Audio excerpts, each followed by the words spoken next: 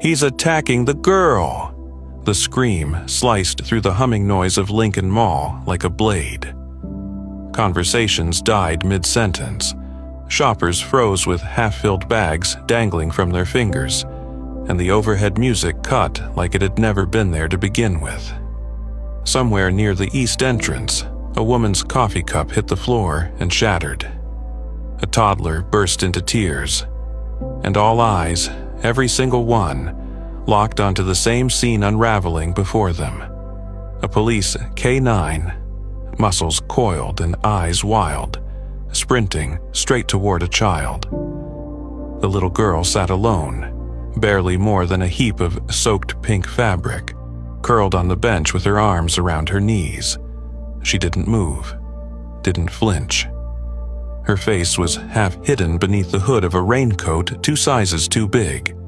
She looked impossibly small, vulnerable, and now completely defenseless against what looked like a snarling missile of fur and muscle. Gasps tore through the crowd. Phones went up, recording. A man stepped in front of his son. A woman clutched her purse to her chest, backing away like the floor had turned molten. The dog didn't stop. But just before contact, mere feet from the child, he veered. The German Shepherd launched sideways, jaws open, and collided with the blur of motion emerging from behind a large retail kiosk. A man staggered as the dog hit him, a duffel bag flying from his grip. Something silver clattered to the tile, an uncapped syringe, and the bag landed with a muffled thud, its contents spilling. Rope, black gloves, a roll of duct tape, and something else that no one wanted to examine too closely. The man let out a grunt of surprise, then panic. He swung at the dog, missing. The shepherd snarled, teeth bared, and locked onto his arm with lethal precision, driving him to the ground as chaos erupted behind them. Officer Noah Bennett was already sprinting. He'd felt Ranger tense a split second before the bark, saw his partner lunge across the mall tile like he'd been fired from a cannon, heard the scream before he spotted the man. Tall, pale, mid-40s, fading stubble, thin frame. The syringe hit the ground before Noah was halfway across the floor. Now, Noah dropped onto the man's back with trained speed, forcing his arms behind him with a sharp twist and locking the cuffs tight. The man thrashed, not saying a word, just breathing hard and staring at the girl with something in his eyes that made Noah's stomach turn. "Martin Cleary," Noah muttered under his breath. "I knew your name would come up one day." The man didn't respond, but Noah had already stopped listening. His attention had shifted sharply to the girl. She hadn't moved an inch. The child sat motionless on the edge of the bench, knees still hugged to her chest. Her locket glinted from beneath the collar of her coat. She was staring not at Noah or even the man being dragged away by mall security, but at the dog, at Ranger. Ranger had stepped away from the takedown the moment Noah arrived, as he always did. He now stood a few feet from the girl, ears slightly back, tail low, head tilted, not in aggression, but something that looked eerily close to recognition. Noah moved slowly, palms open. "Hi there," he said softly. "I'm Officer Bennett, that's Ranger. He's not here to hurt you." The girl blinked just once, then looked down at the crumpled piece of paper in her lap, one corner damp and torn. She didn't speak. Noah's voice dropped even lower. "Is your name Olivia?" This time, no words, just the faintest movement. A tiny nod, nearly imperceptible. Her lip trembled. Noah exhaled and whispered into his shoulder mic, "We've got her." Olivia Harper, alive. Just 4 hours earlier, it had been raining. Not hard, just that steady gray drizzle Nebraska seemed to specialize in. Noah had driven into the precinct with the wipers on low and Ranger's tongue lolling out the side of his mouth. Unconcerned as always. The radio call had come in barely 30 minutes later. Amber Alert. 6-year-old girl taken from a pharmacy parking lot while her mother was inside. Vehicle unknown. Witnesses none. The only image, a grainy, time-stamped clip from a neighboring security camera. A shadowy adult figure holding a child's hand, leading her into the rain. Noah had stared at the photo in the briefing room like it was a ghost. He didn't say anything at first, just quietly picked up Ranger's leash and walked out before anyone asked why his hands were shaking. Eliza would have been 28 this year. If she'd lived. If she hadn't stopped to get milk at the wrong gas station. If the armed robbery hadn't gone sideways. If he'd been the one on shift that night instead of off-duty, nursing whiskey and bitterness. He could still see her smile in the flicker of fluorescent light. Still hear the voicemail she left that he never answered. Now, another girl, another chance, and a dog who seemed to understand more than most people ever would. Ranger had led him here. No solid lead, no trail, just instinct, and the unwavering pull of a dog who'd dragged Noah out of the darkest pit of his life and hadn't stopped saving him since. Back at the mall, paramedics were gently checking Olivia's pulse. She flinched when they touched her sleeve. But when Ranger stepped closer, lowering himself carefully to the floor beside her, she reached out and tangled her fingers in his fur. Not with hesitation, with relief. One of the medics glanced at Noah, eyebrows raised. She hasn't said anything, but she seems calm when he's close. "He can stay," Noah said simply. Ranger pressed his head lightly into her shoulder, tail thumping once. A moment passed, quiet but whole. Then Olivia whispered, so softly Noah almost missed it. He wasn't scared. The medic leaned closer. Who wasn't? She didn't answer, just clutched Ranger tighter like she already knew he was the reason she'd made it through whatever she'd run from. Outside, Martin Cleary sat hunched in the back of a squad car, eyes fixed on nothing, hands twitching in cuffs. Noah stood a few feet away, rain speckling the shoulders of his uniform. "He's been a ghost for years," one of the detectives muttered beside him. "Popped up in 3 different child endangerment investigations.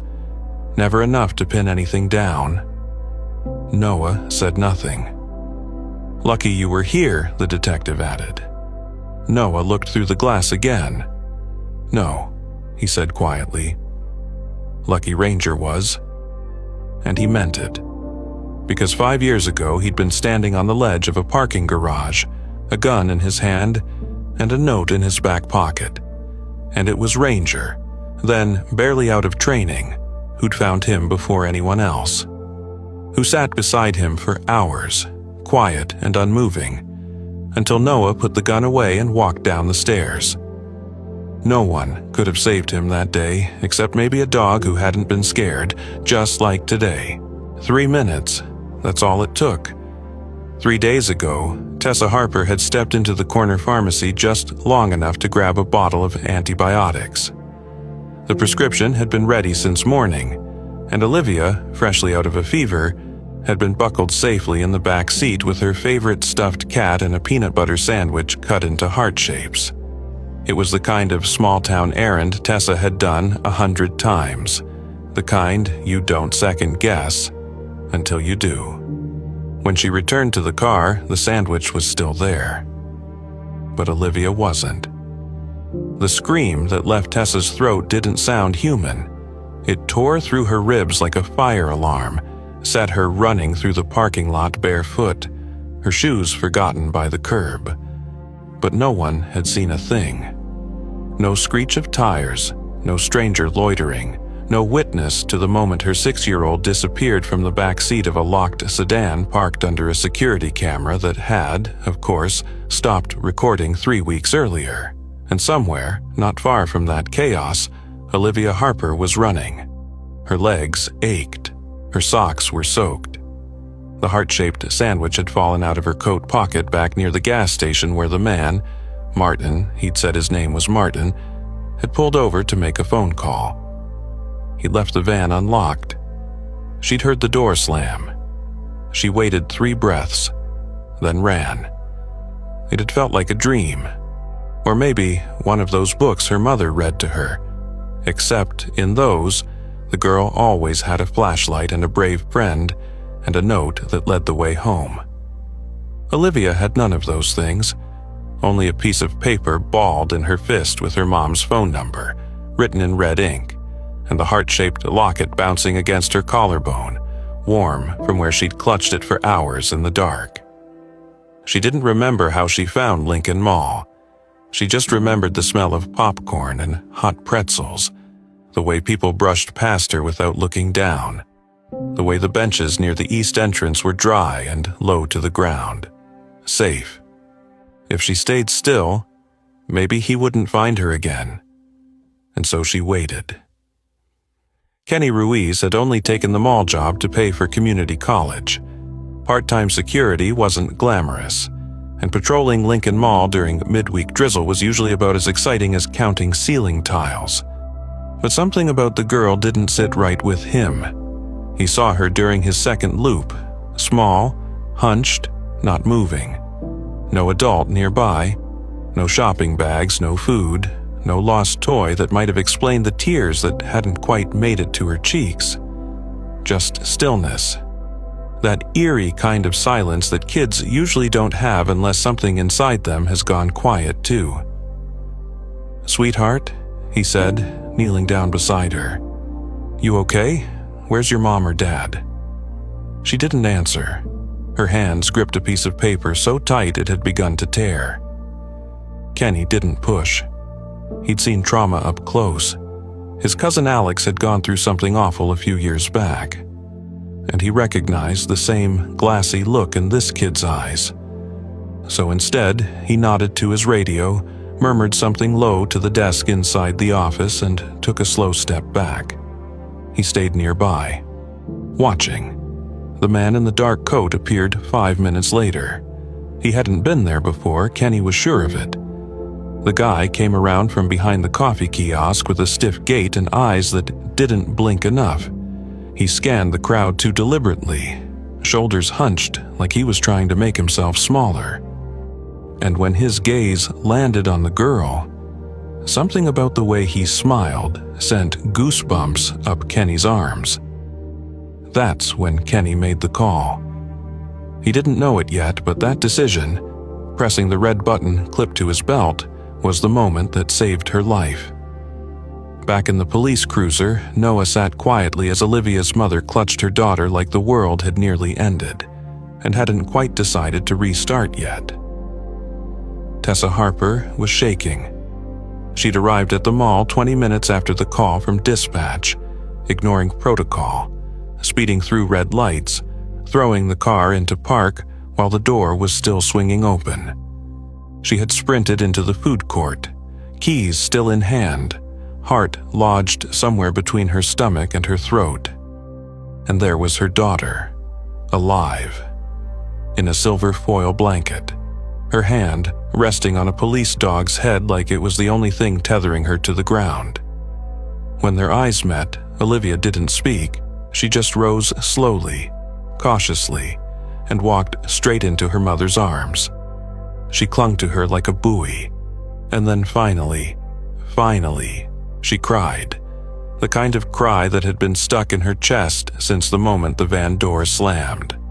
That night, after the press left, after Olivia had been checked out by paramedics and cleared for release, Tessa sat with her daughter in the hospital room, both of them still in their clothes from that awful day. A nurse came by with a warm meal Olivia didn't touch. The heart-shaped locket was still around her neck.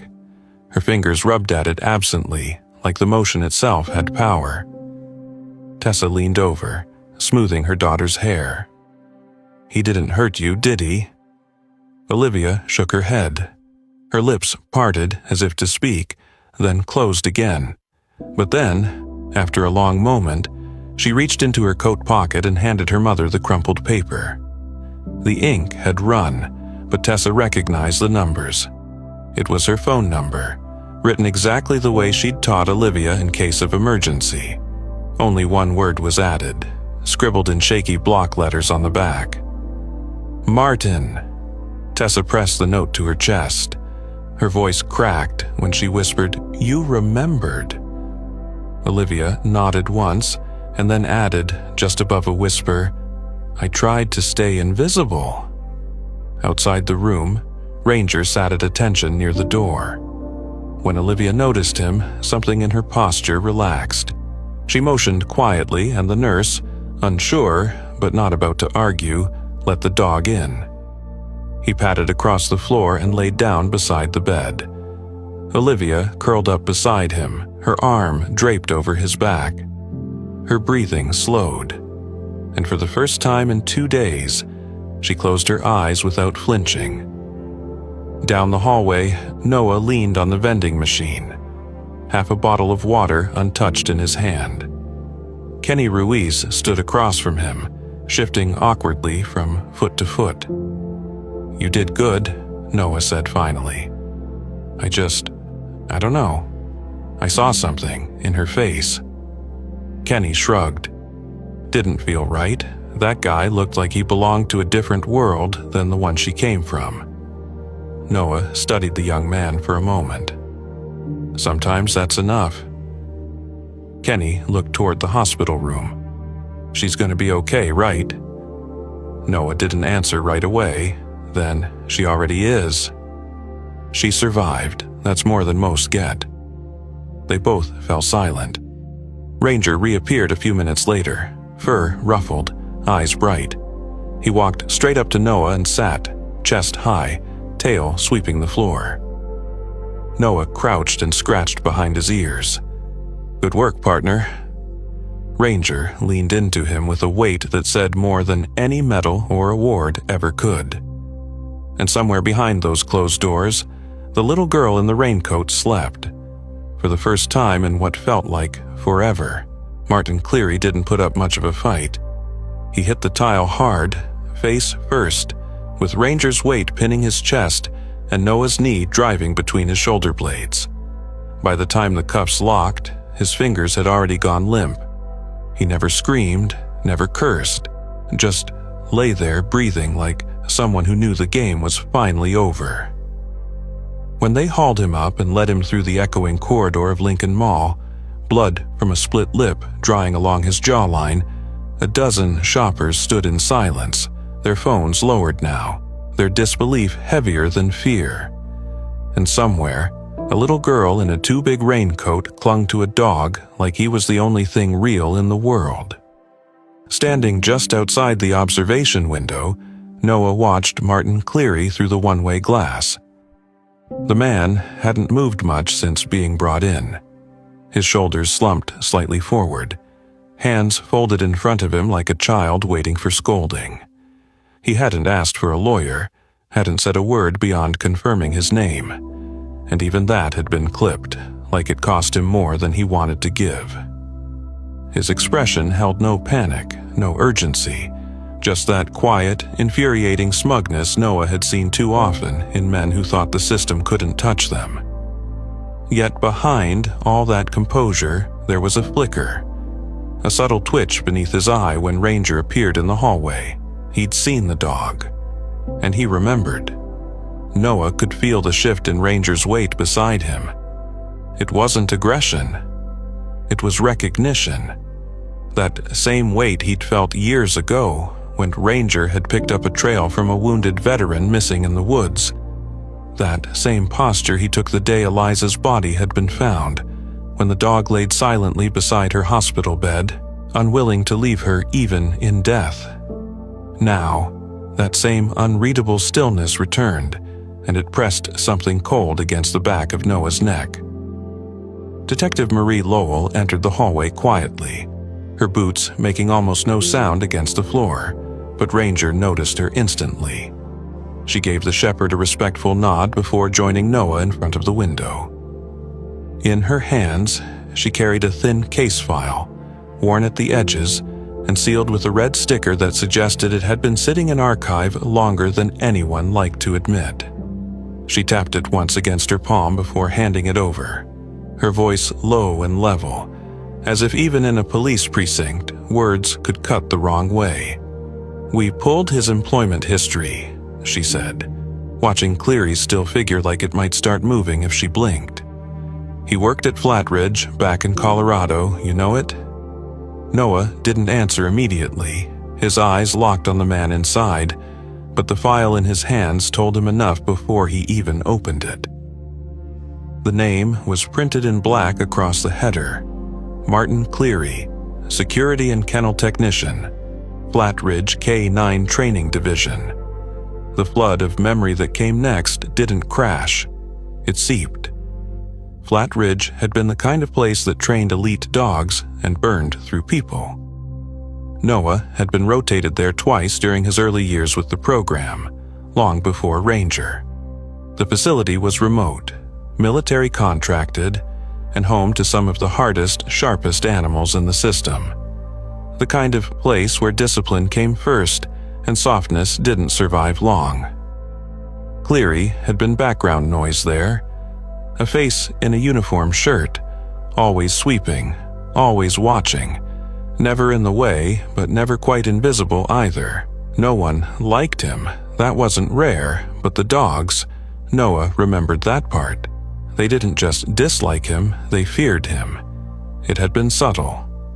Dogs flinching when he walked by, one shepherd refusing to eat for days after being kenneled on Cleary's shift. Another snapping at thin air in the dead of night, eyes wide and tail tucked. They were signs trainers chalked up to stress, to exhaustion, to the strain of the program. But now, staring at that name printed so plainly in front of him, Noah realized they had all missed it. He hurt them, Noah said, almost to himself. The words not so much spoken as released. He didn't just hate them, he conditioned them. Lowell didn't argue. She handed over a second sheet, this one a scanned copy of a staff complaint filed by an anonymous handler nearly 9 years ago. It referenced unauthorized discipline and potentially abusive noise aversion exposure, but nothing had ever come of it. No footage, no corroboration, no dog had come forward to testify. Flatridge wrote him off as a low-priority liability, she added, her voice bitter. They let him go before anyone could make it official. And now he's back, Noah muttered, rubbing a hand along his jaw as Ranger sat beside him, still unblinking, still locked onto that scent. Still following the same patterns, he opened the next folder without waiting. The maps they found in Cleary's rental car were crude but deliberate. Hand-drawn city grids with red circles marking specific sites. Shopping malls, parking garages, playgrounds. There were no dates, no labels, just locations and lines connecting them like some grotesque web. 4 cities, 3 missing girls in the last 18 months, all unsolved, all within 5 miles of one of Cleary's red circles. Lincoln had been circled 3 times. Noah felt the bile rise in his throat. Olivia hadn't been a target of opportunity. She had been part of a plan, a long one. He was mapping them, Noah said, his voice hardening. Not just taking them, scouting, timing, repeating. Lowell leaned against the wall, arms crossed, the weight of what they were uncovering sinking deeper into her spine. This isn't just about Olivia. No, Noah agreed. It never was. Back at the hospital, Olivia sat cross-legged on her bed, a pad of thick paper balanced across her lap. She drew slowly, with the kind of focus only children have when they're trying to make something real again. Her mother sat nearby, tired eyes watching every crayon stroke like they were decoding a story she wasn't ready to hear out loud. On the page, Olivia had drawn a kiosk, a bench, and a dog. She'd drawn the man too, hiding in the shadows behind the coffee stand, a black line curling from his hand toward the little girl sitting alone. And in front of that girl, like a wall of fur and fire, was Ranger. She colored him carefully, coat the right shade of brown and black, eyes a kind of fierce yellow, Above his head, in shaky capital letters, she wrote, "He knew first." When her mother asked what it meant, Olivia didn't look up. "He smelled him," she said, "before he even moved. He smelled the bat on him." That evening, Kenny Ruiz stood at the police station entrance with a small paper bag in his hands and a badge clipped to his collar that still didn't feel real. He wasn't sure why he'd come back, only that he hadn't been able to stop thinking about the girl or the dog or the moment his gut had told him something was wrong. When Noah met him in the hallway, Kenny offered the bag awkwardly, revealing a child-sized red security vest and a felt badge stitched with care. "She gave me a drawing," Kenny said, his voice quiet. "Said I was her mall hero. Figured maybe she'd want to be one too." Noah didn't say much, just gave a small nod and clapped him once on the shoulder. "You did good." As Kenny walked away, Ranger padded up beside Noah and sat with a quiet thump. He didn't look back at the door. He didn't need to. Because somewhere in the stillness of that night, the smell that Ranger had never forgotten was still in the building, still waiting to be confronted, still remembered. By the time the door to Martin Cleary's rented garage was pried open, the sun had already dipped behind the horizon, casting long skeletal shadows through the cracked windows that hadn't been cleaned in years. The building sat near the edge of a dead-end industrial street just off Route 28, invisible from the road unless you knew exactly what you were looking for. And they wouldn't have known. No patrol would have stumbled across it. No search warrant would have included it, if Ranger hadn't kept circling the precinct's evidence locker, pausing at Cleary's duffel bag every time he passed, nose twitching like there was something more buried inside than rope and duct tape. It had taken Noah less than 20 minutes to piece it together. Cleary's shoe, worn through at the heel, had a faint number smudged along the arch. 8826L. A code. Not a date, a reference. And the corresponding file they pulled from Lincoln County's abandoned property register had led them here. The scent hit before they even reached the staircase. Not strong, not fresh, but familiar enough that Ranger froze at the top step, his entire frame tensing as his front paw hovered midair like he wasn't sure if he wanted to enter or warn them away. Noah didn't push him. He stepped forward instead, hand resting gently on the shepherd's shoulder for just a moment, grounding them both before the first boot touched concrete. The stairs creaked under their weight, wood soft from moisture, the air below turning colder with each step until they were swallowed by the dark. Noah switched on his flashlight, and the beam landed directly on the wall. The names weren't painted, they were carved, scratched deep with something jagged, etched in overlapping layers like the repetition of the act meant something to the man who made them.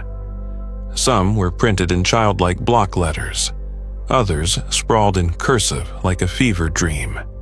But every one of them, dozens in total, belonged to someone who had once been small and scared and real. Detective Lowell followed close behind, her own flashlight casting slow, careful arcs across the space. She said nothing at first, just stood beside Noah and took in the horror in pieces. Then her voice dropped, low and tight. "Tell me I'm not reading this right."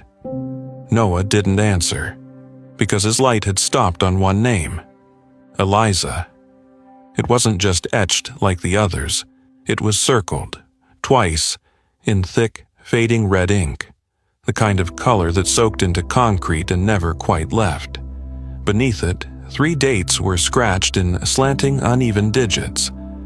The last one matched the night she died. He blinked once, hard, jaw tightening against a memory that had never softened with time. Lowell shifted beside him, the realization settling fast. She wasn't random, was she? He shook his head, not trusting himself to speak. "Noah," she started, but he stepped forward before she could finish. He reached out and pressed his hand to the wall, not to touch her name exactly, but to feel the coldness in the stone, as if trying to confirm it wasn't just a hallucination brought on by exhaustion and grief. The chill that met his palm was very real, just like the knot in his chest.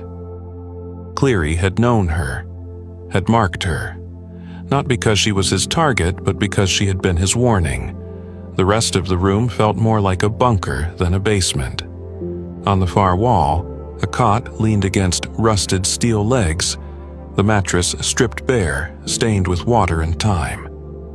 Next to it stood a makeshift board made of plywood, pinned with photographs torn from yearbooks, school directories, even printed Facebook profile pictures that had been folded and annotated by hand. Red thread stretched between them in jagged lines, connecting names to cities, schools to intersections. Lincoln was circled in bold marker, a date scrawled below it. 2 days ago. In the corner, a child's shoe, mud-stained, glitter peeling from the heel, sat beside a broken music box. The melody strip still dangled from its hinge like something left mid-song. Lowell pulled her radio from her belt, voice flat. "We need CSU, full sweep, now." Noah walked the perimeter slowly, careful not to step on anything that looked like a memory. And when he reached the back wall, he saw it. A set of tally marks, 4 in a row, 1 crossed out. He didn't need to guess what that meant. Olivia had been the 5th, and the only one who got away. At the precinct, Cleary sat straighter now, as if he somehow knew they had found the truth and wanted to appear composed before it unraveled him. He didn't look surprised when Noah entered the room again, only bored, almost smug, the way a spider might wait for a struggling fly to stop moving. But this time, Noah didn't come alone. Ranger stepped in beside him, his presence immediate, commanding, the room shifting with the air of a creature that had known pain and survived it. He didn't growl, didn't bark, didn't pace. He just stared, right at Cleary. The man looked away first. "You want to talk about Flatridge?" Noah asked, voice steady, cold and quiet. "Or about what you did to dogs who couldn't speak for themselves, so you moved on to children who wouldn't be believed?" Cleary remained silent. "You knew Eliza," Noah continued, no longer asking. "You followed her home, you watched her routines, you wrote her name on a wall like she was nothing more than another entry on your list." Something flickered behind Cleary's eyes. A crack, subtle but there. Noah leaned in. "She saw you that day, didn't she, at the school, and that scared you." Cleary shifted, the first real movement he'd made in minutes. Ranger took a single step forward, and the man flinched. That was all the confession Noah needed.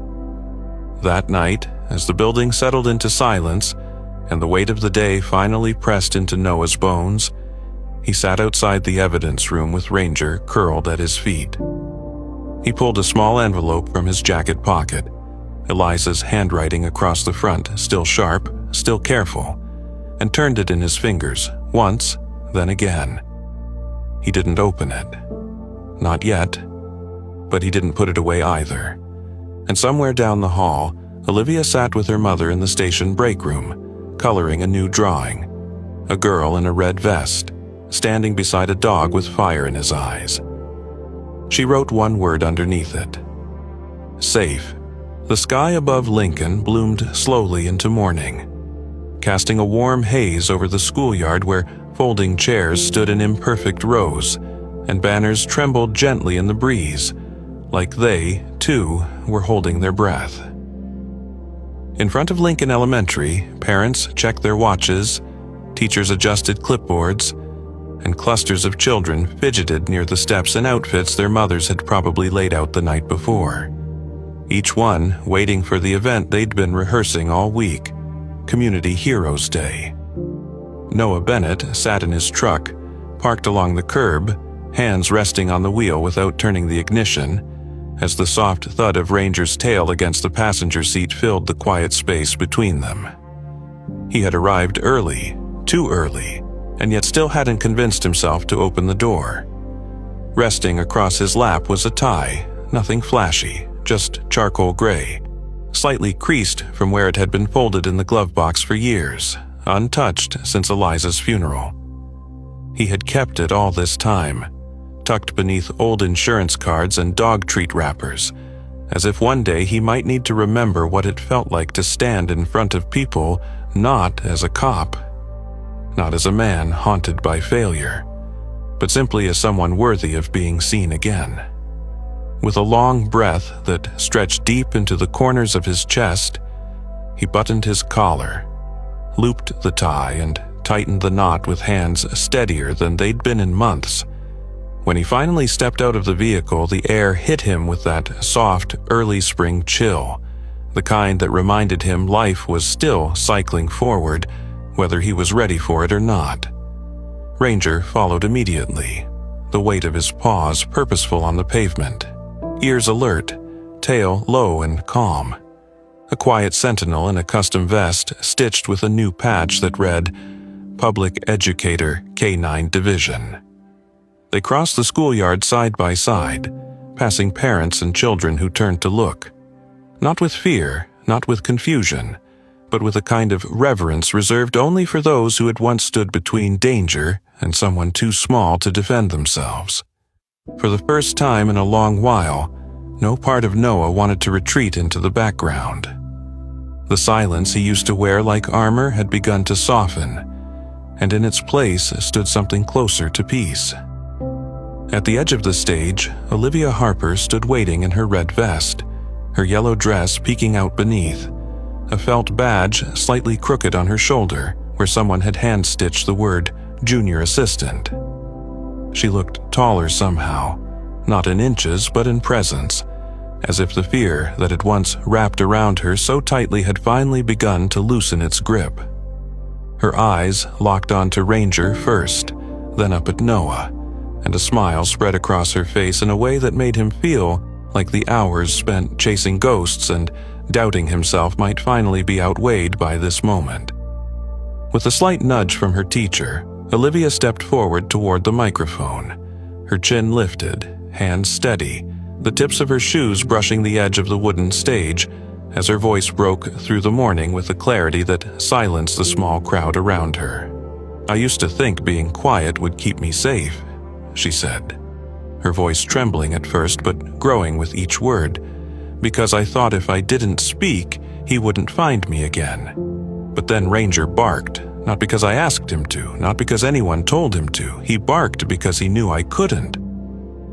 The crowd didn't move, didn't murmur, didn't shift in their seats. They listened. "And when he did," she continued, her voice rising just enough to carry, "he stopped the bad man, and he saved me." She paused for only a moment, eyes finding Ranger again, her smile softening. "I didn't know dogs could hear things no one said out loud," she added, "but Ranger did. And because he did, I'm still here." There was no roaring applause, no explosion of cheering, just a steady, rising swell of clapping that spread from the teachers to the students and out to the parents gathered along the sidewalk. An applause that felt like acknowledgement more than celebration, as if every hand striking together was saying, "We see you now." Noah remained near the edge of the crowd, watching the small figures standing on that stage speak truths grown-ups still struggled to name.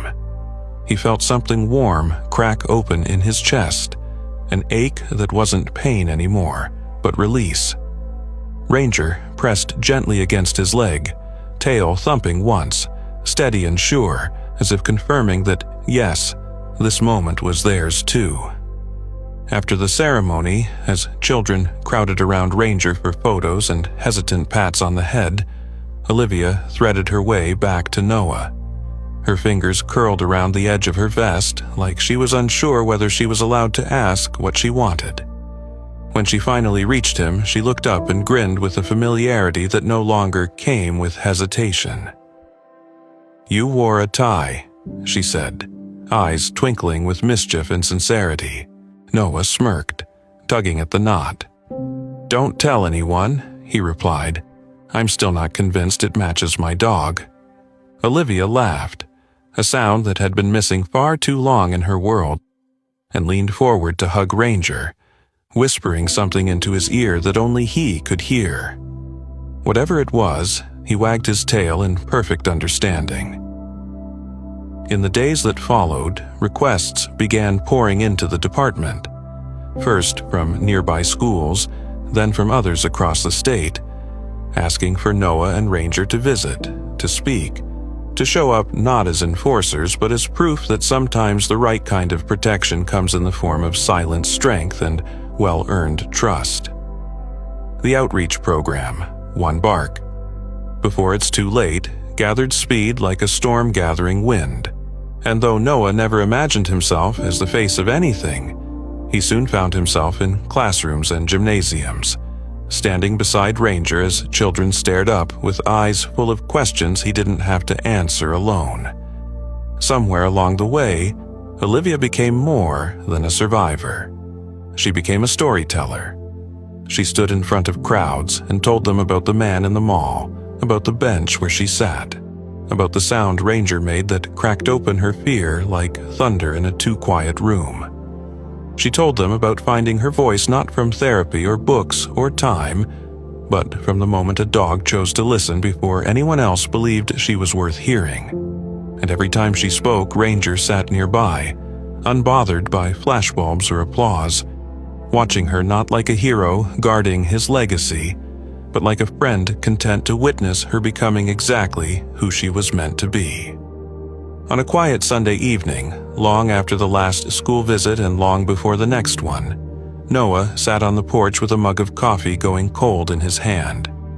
Across his lap rested a worn envelope, the seal long broken, the paper inside creased and stained with age. He read the letter again, the one Eliza had written weeks before her death, the one he hadn't been ready to read until Ranger found Olivia. Her words were soft, handwritten, filled with more forgiveness than he believed he deserved.